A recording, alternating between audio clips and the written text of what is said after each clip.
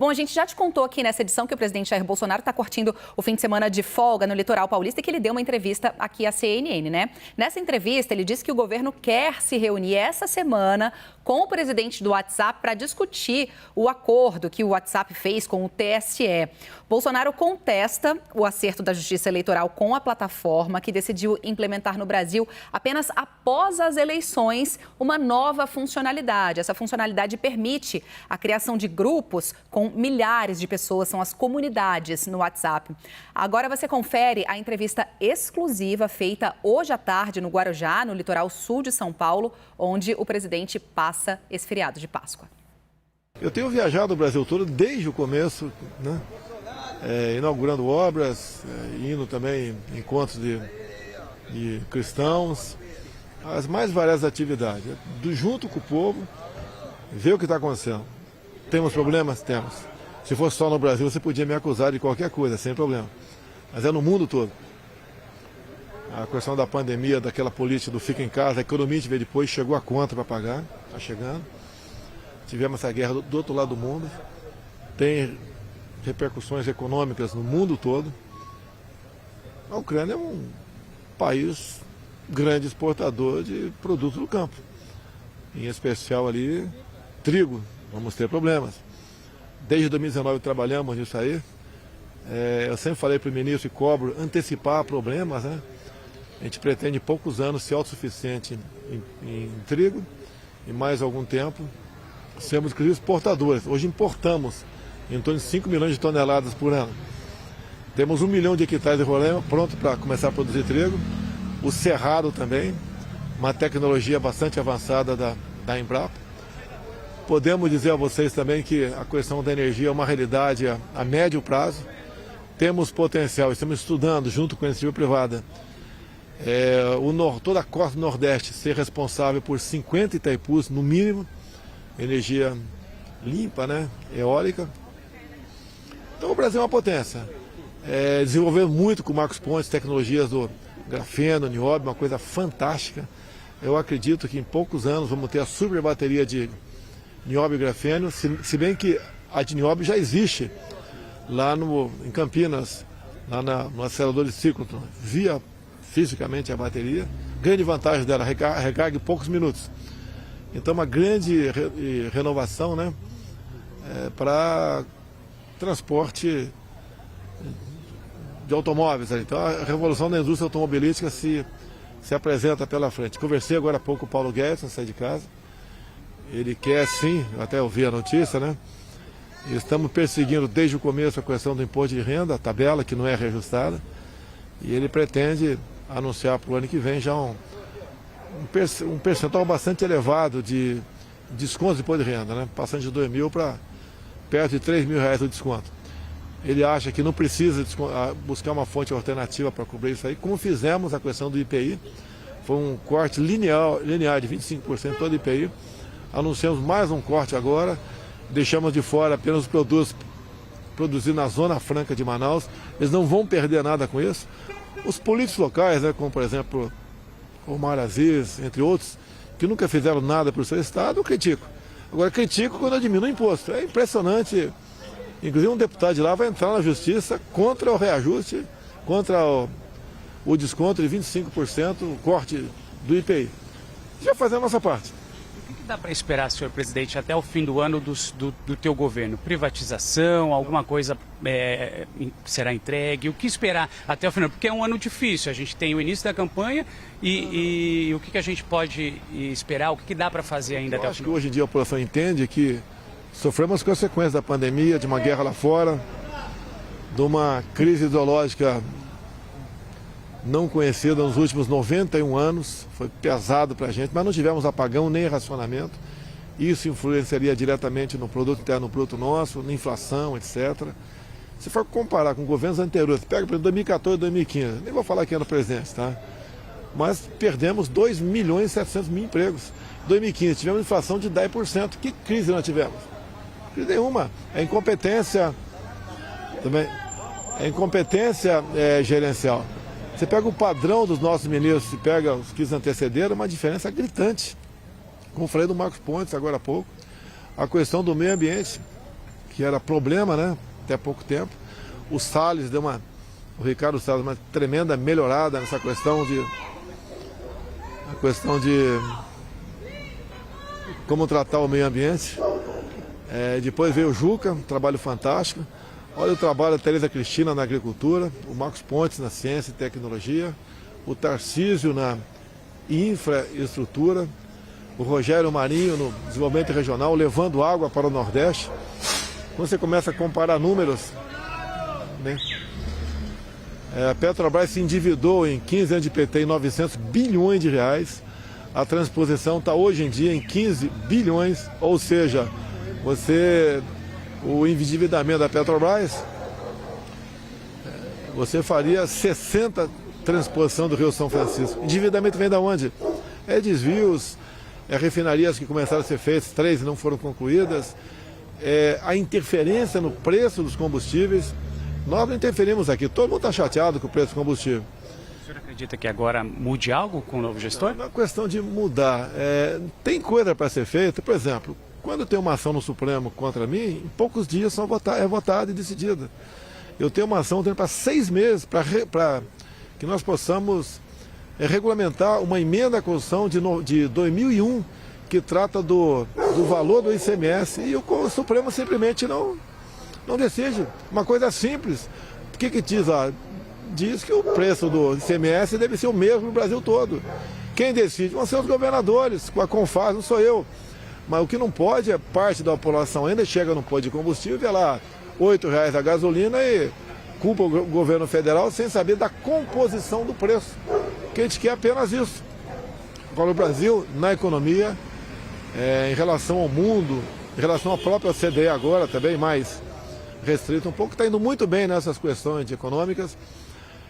E nós devemos comparar o Brasil também com outros países do mundo. Aqui não tem desabastecimento, não tem falta de nada. Estão caros, sabe disso aí. Mas é uma consequência mundial. Se você interfere no preço do combustível, você parte para o desabastecimento. A Argentina, até há poucas semanas, vinha controlando o preço do diesel. O que está acontecendo lá? Desabastecimento. A gente não pode chegar a isso aqui. E a gente vai se antecipando a problemas, tomando decisões, se expondo perante a opinião pública, conversando com alguns de vocês da imprensa, não dá para conversar com todo mundo, né? E vai tocando o barco. A gente não consegue entender o Tribunal Superior Eleitoral. Virou lá um grupo fechado. TSE Futebol Clube. O que se fala é lei. Até você vê há poucas semanas o Alexandre Moraes falou que quem desconfiar do processo eleitoral vai ter o registro cassado e preso. Ô Alexandre, eu estou desconfiado. Vai empreender? Vai caçar meu registro? Que democracia é essa? Você pode ver. Nós podemos desconfiar de tudo. Eu acho que até quando você desconfia e debate, você aperfeiçoa. Não tem nada que não possa ser mudado. E não vai ser dessa forma. Decisão de ministros. O próprio Barroso, há pouco tempo, teve nos Estados Unidos debatendo lá, né? Como tirar um presidente da República. E a gente vê certos absurdos que acontecem. Quando fala interferência, o ministro Barroso foi dentro da Câmara dos Deputados e interferiu, né? E a PEC do voto impresso foi derrotada. É uma interferência clara. Tá? Ele agora no debate com o Tabata do Amaral, numa live, me trata como inimigo. Ou seja, que democracia é essa?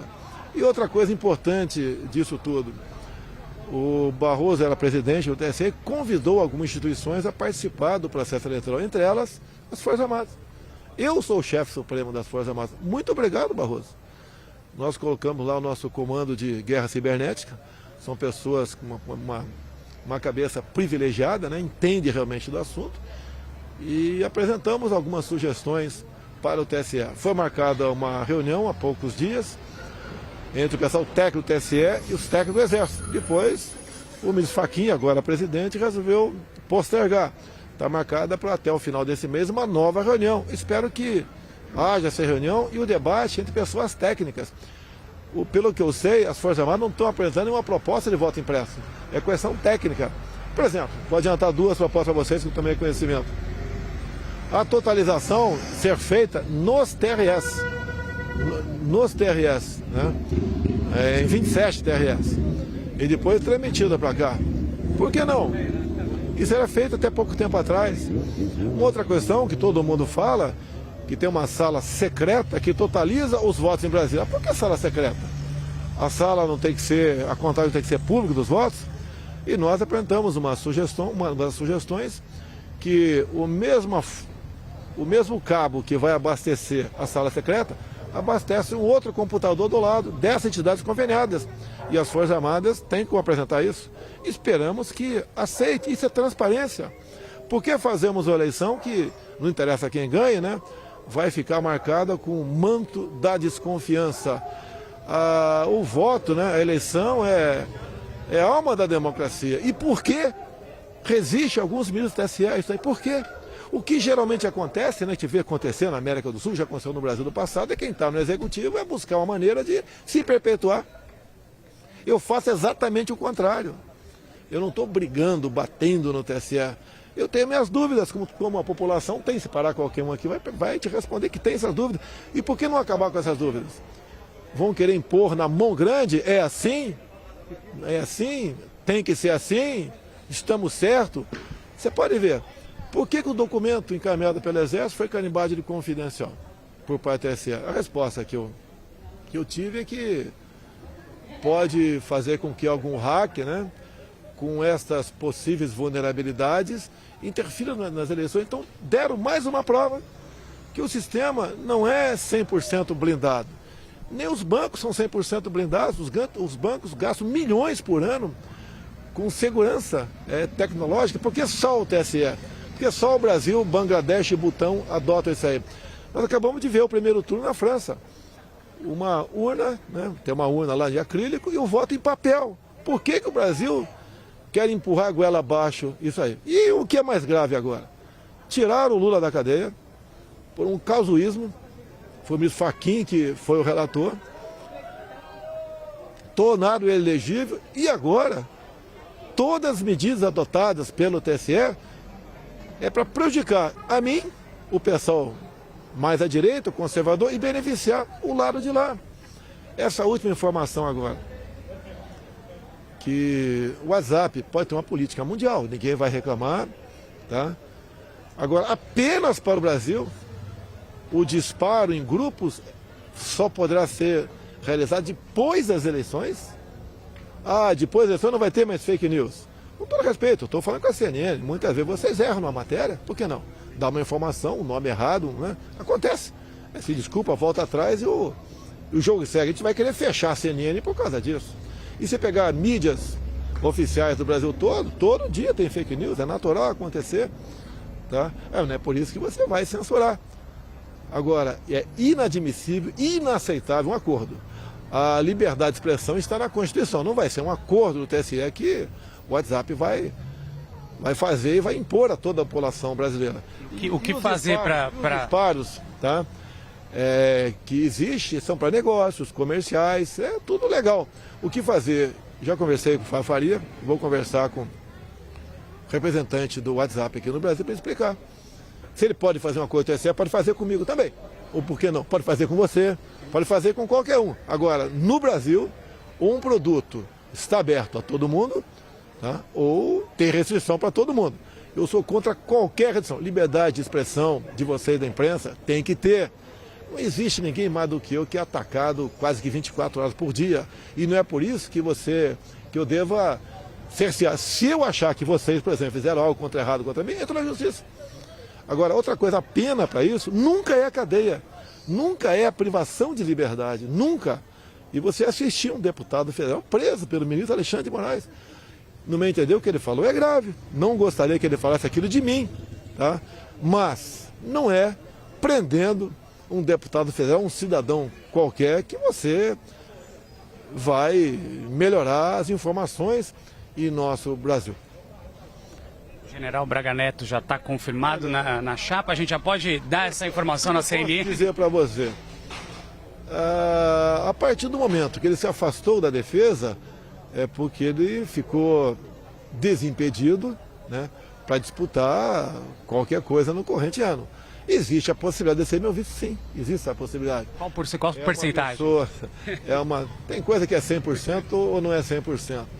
É uma pessoa que tem uma vivência de caserna, 40 e poucos anos de serviço, foi interventor no Rio de Janeiro, foi chefe da Casa Civil, esteve à frente da defesa, um momento difícil também, que a defesa participou muito na questão da pandemia, e é um exemplo para nós do governo federal. Então, eu acredito que ele possa ser utilizado, né, trabalhando pela pátria, agora como militar da reserva, em outra função, talvez, ou com toda certeza, vice-presidente da República. Me daria uma tranquilidade muito grande. Alguns falam, né, você deveria pegar tal pessoa com tal perfil para ser vice. Concordo que essa pessoa com tal perfil te ajuda a ganhar voz, mas não te dá tranquilidade para governar. Eu tenho que governar de forma tranquila, tá? Tendo pessoas do meu lado que tenham lealdade para com o Brasil, não é comigo não, é para com o Brasil. O senhor já disse que inclusive não queira o seu lugar, né? Eu tenho falado isso aí, olha só, você imagina um pouco que eu passo, porque você está na imprensa, sabe quase tudo o que acontece. Quase tudo estoura no colo da gente. E são decisões que não são fáceis de ter tomada muitas vezes. Você pode ver, por ocasião da pandemia, tínhamos duas propostas, né? Questão de salário de servidor público. Tinha a do Rodrigo Maia, que era dar um corte linear de 25% em todos os salários, por um prazo que não estava definido, e nós resolvemos partir para o congelamento em 1 ano e meio. Foi a proposta, na minha entender, menos grave para o servidor público. Agora, quem perdeu muito com isso, né? Com isso tudo? O próprio trabalhador que tem carteira assinada. Com 2 programas nossos, o BEM e o PRONAMP, começou a realizar acordos, patrão e empregado, alguns com redução de salário, sim, e nós entramos com uma parte para que não houver demissão. Tanto é verdade, uma crise enorme com a pandemia em 2020. Nós terminamos o ano com um pequeno saldo positivo em carteira de trabalho. Agora, a grande perda foi para os informais. Nós calculamos em 38 milhões de informais.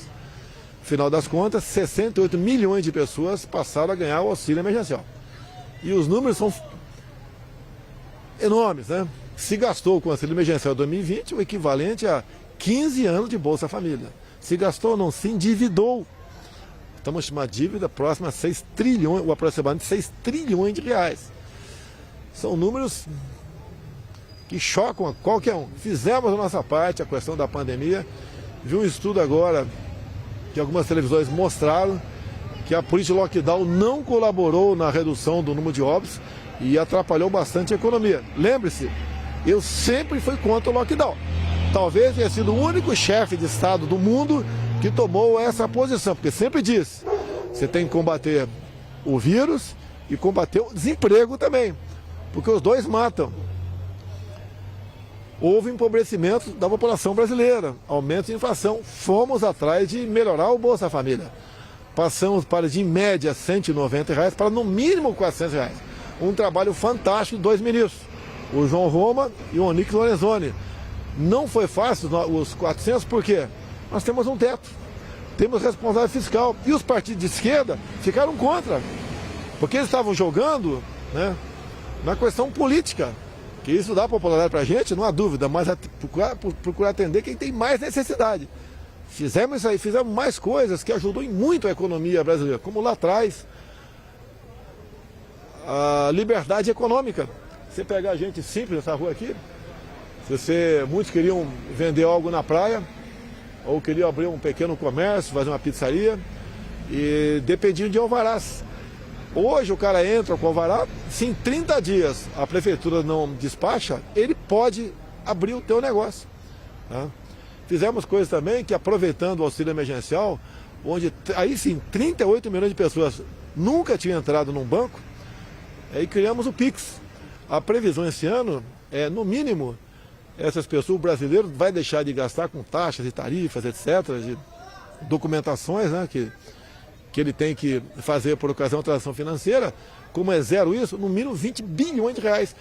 E olha o número fantástico. Conversei com o Roberto Campos há poucos dias, e ele me passou que a média hoje em dia de transações mensais com o Pix, olha o número, 1 bilhão e 300 milhões. Hoje em dia o caixa eletrônico está ficando para trás. Assim como o orelhão praticamente não existe mais. é um dos países mais digitalizados do mundo, o Brasil. No parlamento, conseguimos fazer com que a carteira de habilitação passasse de 5 para 10 anos.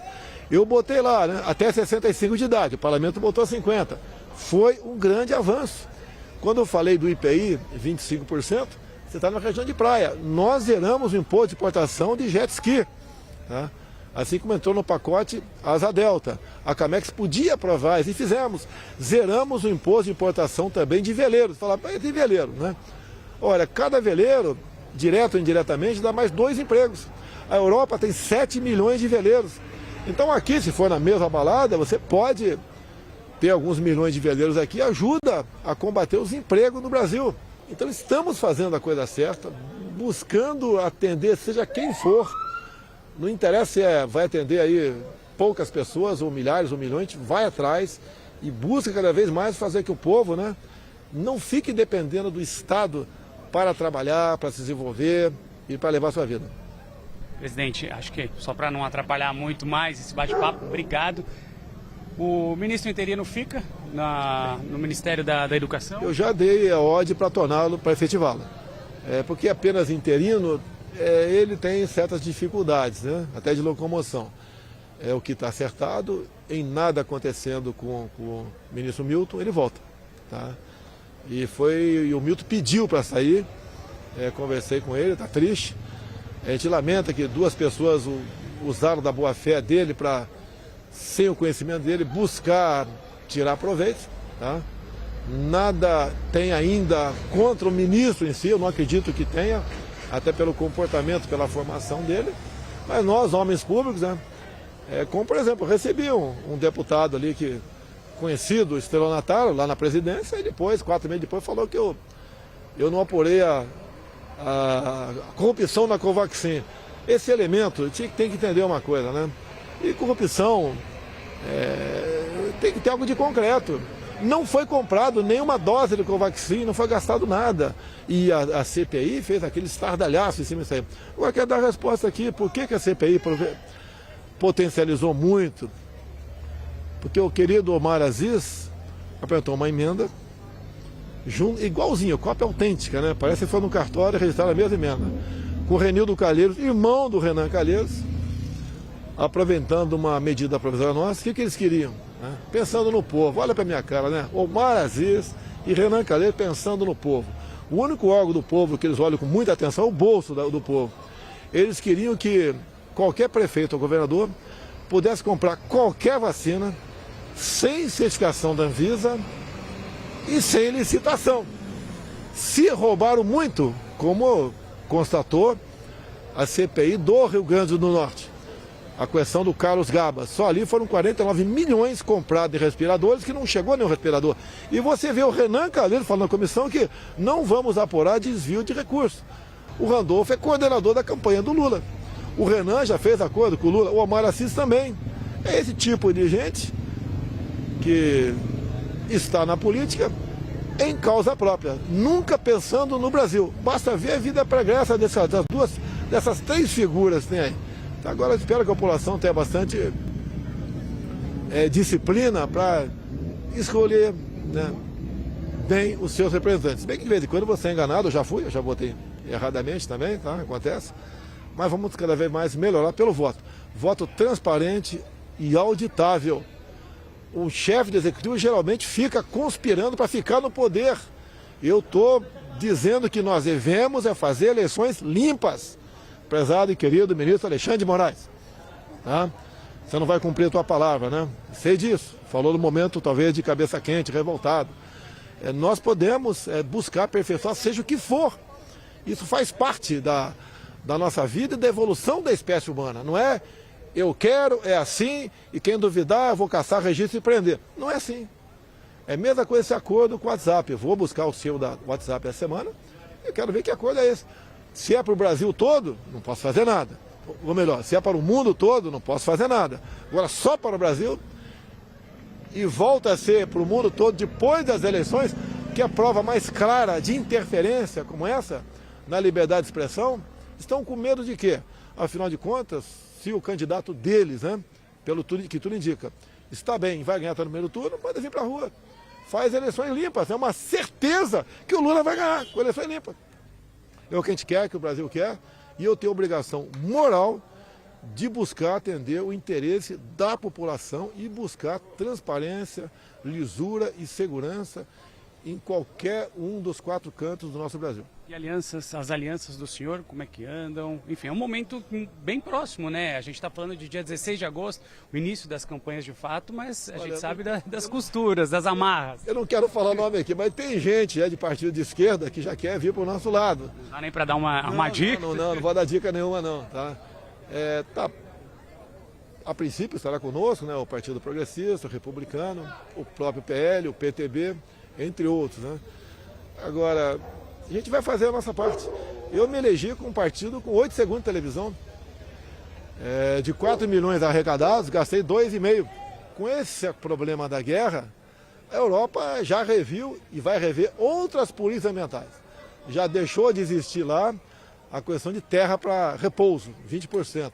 E ele sabe que a guerra que se aproxima, e pode ser, eu peço a Deus que não aconteça, é a guerra sobre a segurança alimentar. Quando fui falar com o Putin, qual a intenção? É garantir o nosso recebimento aqui de fertilizantes. A agricultura brasileira é 10, né? Mas sem fertilizante cai a produtividade e você ameaça a segurança alimentar não apenas a nossa, mas de parte do mundo. Cada 5 pratos de comida lá fora, um é produzido aqui no Brasil. O mundo todo quer diversificar, até o mundo árabe. Eu estive várias vezes lá, e eles querem diversificar a compra de commodities, né? Porque não pode eles ficar dependentes só de poucos países ou de um outro país. Quando começou a pandemia, que o Trump falou, olha, dependemos de insumos, né, de um único país. Não podemos continuar dessa maneira. Aqui é a mesma coisa que estão fazendo no Brasil. Seria bom, te recomendo, autorizo, né, se bem que não precisa autorizá-lo, o Almirante Rocha, que é o secretário de Assuntos Estratégicos. Todo o planejamento que ele tem no Brasil para os próximos anos. Como, por exemplo, o grande plano de fertilizantes, né, nós começamos no início do ano passado. Não foi com a crise, com a guerra da Ucrânia que nós... o que a gente vai fazer agora? A questão dos próprios fertilizantes, você pega discurso meu de 2008 na Câmara, quando eu falava da foto do Rio Madeira, o potássio, né, que tem lá. E essa demarcação de terra indígena, essa indústria, que começou na verdade em 92, ela serviu para que certas áreas fossem inviabilizadas, ou para o agronegócio, né, ou para a exploração de minérios. O senhor estava falando do Vladimir Putin, questão de fertilizantes. Após esse encontro que o senhor teve com o Vladimir Putin, existiu uma outra conversa? A gente teve a guerra, o início... Teve conversa reservada, estratégica. Quem sabe da conversa? Apenas eu, o intérprete e depois o ministro da Defesa, o Braga Neto, que não pode morrer sem informações comigo. Então você começa a sentir a importância do Braga Neto no governo. É a confiança mútua entre nós. E coisas que foram tratadas lá que não pode realmente tornar conhecimento público, são estratégicas. E é para o bem dos nossos povos. Então existiu essa conversa após? Vários assuntos, que não vou dar dica de quais seriam os assuntos. Na verdade, foram quase 3 horas de conversa. Teve momentos de contração também, falamos de uma brincadeira natural, tá? Mas foi muito produtiva e você vê o interesse dele no Brasil. E com o Zelensky, teve alguma conversa com o presidente da Ucrânia? Não, olha só. Nós optamos pelo equilíbrio. Nós não podemos trazer um problema lá de fora para o nosso colo aqui. Sei do tamanho do Brasil, sei do seu potencial militar, e você sabe também. Agora, eu sou o presidente de 215 milhões de pessoas. Como eu disse para você, um impedimento de fertilizante no Brasil, e nós usamos em torno de 90% de fertilizante importado do mundo, né, uma parte considerável da Bielorrússia e da Rússia, a gente não pode ficar livre disso. Somos pela paz. Se depender de mim, farei qualquer coisa pela paz. Agora, essa guerra é uma coisa que você tem que ser isento para entender a guerra. Você não pode tomar partido, como alguns queriam que eu tomasse partido aqui. O Brasil todo perderia. O que eu sinto ali, não foi essa minha conversa com o Putin, né? mas o sentimento do que aconteceu no tocante à guerra é que a OTAN ia colocar ogivas nucleares ali, a poucos minutos de Moscou. Assim como na Baía dos Porcos, nos anos 60, a então União Soviética teve problema com os Estados Unidos, algo semelhante poderia estar acontecendo lá. Não vou entrar em detalhe mais sobre essa guerra, peço a Deus aí que coloque um ponto final nela o mais rápido possível. Essa foi uma entrevista exclusiva concedida pelo presidente Jair Bolsonaro ao nosso repórter Renan Fiuza no litoral de São Paulo. E em nota, as assessorias de imprensa do Supremo Tribunal Federal e do Tribunal Superior Eleitoral informaram que os ministros não vão se manifestar sobre as declarações de Bolsonaro. Já chamo para cá Carolina Brígido lá em Brasília para conversar com a gente sobre essa entrevista. Em muitos momentos, né, Carol, o presidente vai e volta. Mais uma vez, ele volta a questionar o voto eletrônico, a violabilidade das urnas. Cita nominalmente os ministros Alexandre de Moraes e Roberto Barroso, que, segundo o presidente, teria interferido na PEC do voto impresso. O que dá para a gente embrulhar dessa entrevista do presidente Bolsonaro, hein? Bom, é um embrulho grande, né? O presidente Jair Bolsonaro, ele falou de um tudo. Mas eu chamo a atenção dessa narrativa, esse discurso dele que ele retomou de ataque aos ministros do Judiciário, em especial Alexandre de Moraes. Ele voltou a desafiar o ministro Alexandre de Moraes. Em setembro do ano passado, teve aqueles discursos inflamados de 7 de setembro de Jair Bolsonaro. Ele chegou a dizer que não cumpriria uma decisão judicial do ministro Alexandre de Moraes. Agora ele volta a desafiar o ministro Alexandre de Moraes. Ele vai ser presidente do TSE a partir de agosto, quando as campanhas já estiverem oficializadas. A gente vive agora um momento de pré-campanha e a partir de agosto as campanhas já estarão nas ruas oficialmente. E Alexandre de Moraes, ele tem um discurso muito duro no sentido do cumprimento da lei eleitoral, no sentido de não tolerar os ataques do ministro Jair Bolsonaro, do presidente Jair Bolsonaro. Então, o mais provável, a expectativa é que o ministro Alexandre de Moraes não dê folga para o presidente Jair Bolsonaro durante a campanha dele, se ele continuar com esses ataques. Então, a partir de agosto, a gente pode esperar um embate bem grande entre o Judiciário e o Palácio do Planalto.